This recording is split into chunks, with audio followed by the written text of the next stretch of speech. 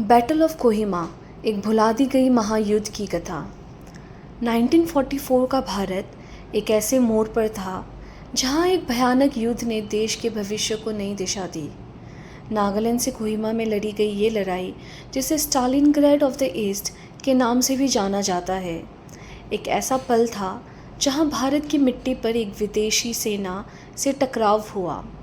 ये कहानी है साहस, बलिदान और एक ऐसे समय की जब हर पल मौत का सामना था, लेकिन हिम्मत कभी नहीं छूटी। 1944 में दूसरी विश्व युद्ध के दौरान जापानीज आर्मी ने ऑपरेशन यूगो के तहत भारत पर हमला किया।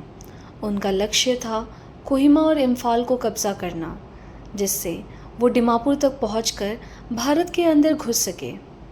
कोहिमा, जो नागालैंड की राजधानी है, एक छोटा सा शहर था, लेकिन ये एक महत्वपूर्ण स्ट्रेटेजिक पॉइंट था।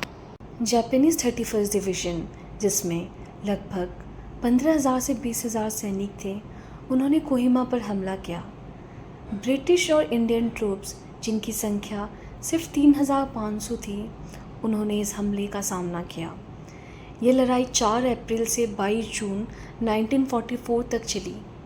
इस दौरान कोहिमा के गैरिसन हिल पर सबसे कठिन लड़ाई हुई, जहां डिप्टी कमिश्नर्स बंगलों के टेनिस कोर्ट के चारों तरफ भयानक युद्ध हुआ। ये जगह आज कोहिमा वॉर सिमेट्री के रूप में प्रसिद्ध है, जहां एक प्रसिद्ध एपिटाफ लिखा है, "When you go home, tell them of us and say, for your tomorrow we gave our today." Japanese सेना ने कोहिमा को चारों तरफ से घेर लिया। ब्रिटिश और इंडियन ट्रूप्स ने गैरिसन हिल पर अपनी पोजीशन बनाई। ये जगह एक रिज पर स्थित थी, जहां से इम्फाल दिमापुर रोड दिखती थी। जापानी सेना ने लगातार हमले किए, लेकिन डिफेंडर्स ने हर बार उन्हें रोका। सबसे कठिन लड़ाई टेनिस कोर्ट के आसपास हुई, जहां दोनों तरफ के सैनिक एक दूसरे के सामने ट्रेंचेस में थे। ये लड़ाई इतनी निकट थी कि हाथ से हाथ की लड़ाई भी हुई। इस दौरान ब्रिटिश और इंडियन ट्रूप्स को खाने, पानी और एम्यूनेशन की कमी का सामना करना पड़ा, लेकिन उन्होंने हिम्मत नहीं हारी। ब्रिटिश और अमेरिकन पायलट्स ने एयर ड्रॉप्स के माध्यम से उन्हें सप्लाई पहुंचाई। फाइनली 18 अप्रैल को ब्रिटिश 2nd डिवीज़न ने कोहिमा पहुंचकर जापानी सेना को पीछे ढकेलना शुरू किया। ये लड़ाई 22 जून तक चली, जब तक जापानी सेना को कोहिमा से पूरी तरह से हटा दिया गया। इस युद्ध में नागा लोगों का योगदान भी महत्वपूर्ण था। उन्होंने ब्रिटिश और इंडियन ट्रूप्स को गाइड किया, उनके लिए पोर्टर का काम किया और कई बार खुद भी लड़ाई में शामिल हुए। इस युद्ध के बाद नागा लोगों में एक नए राष्ट्रवाद का उदय हुआ। उन्होंने अपनी अलग पहचान को महसूस किया और ब्रिटिश और जापानीज़ दोनों के खिलाफ अपनी आज़ादी की मांग उठाई। ये युद्ध उनके लिए एक टर्निंग पॉइंट था, जहां से उन्होंने अपने भविष्य को नए रूप में देखा। बैटल ऑफ कोहिमा ने दूसरी विश्व युद्ध के बर्मा कैंपेन में एक महत्वपूर्ण मोड़ दिया। इस जीत के बाद जापानी सेना का भारत पर आगे बढ़ने का सपना टूट गया। उन्हें बर्मा में पीछे हटना पड़ा।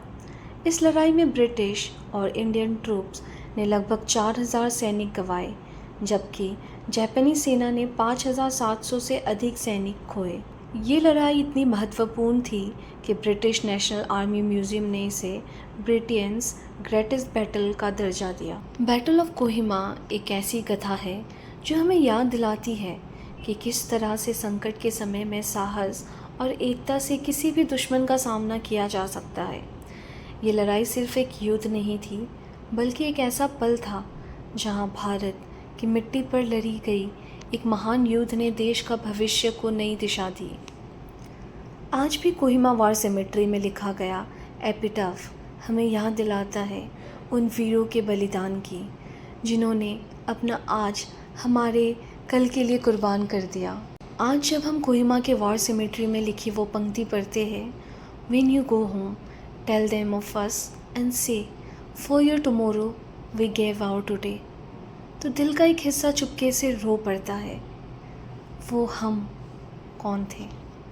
कोई ब्रिटिश सोल्जर था, कोई आईएनए का जवान, कोई मणिपुरी या नागा फ्रीडम फाइटर, पर सबका एक ही सपना था, एक ऐसा भारत जहां उनकी कुर्बानी का मतलब हो।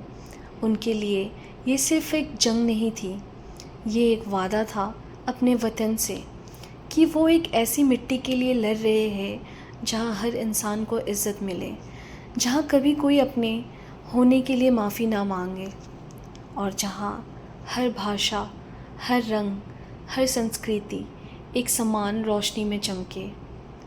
आज जब हम आज़ादी के सालों को गिन रहे हैं तो एक सवाल खड़ा होता है, क्या हम उन सपनों के लायक देश बना पाए हैं? अगर नहीं तो अभी भी वक्त है। उनकी यादों को सिर्फ एक शहीद दिवस या मेमोरियल तक सीमित मत रखिए।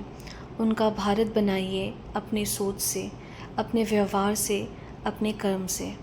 क्योंकि भारत के सपने का रंग सिर्फ तिरंगा नहीं होता, वो तो उन लहू की बूंदें हैं जो कोहिमा के घास पर टपकी थी और कह गई थी, जब तक याद रहो तब तक ज़िंदा हूँ मैं। उनका भारत तभी बनेगा जब हम सिर्फ भारत में नहीं, भारत को जीने लगेंगे। जय हिंद।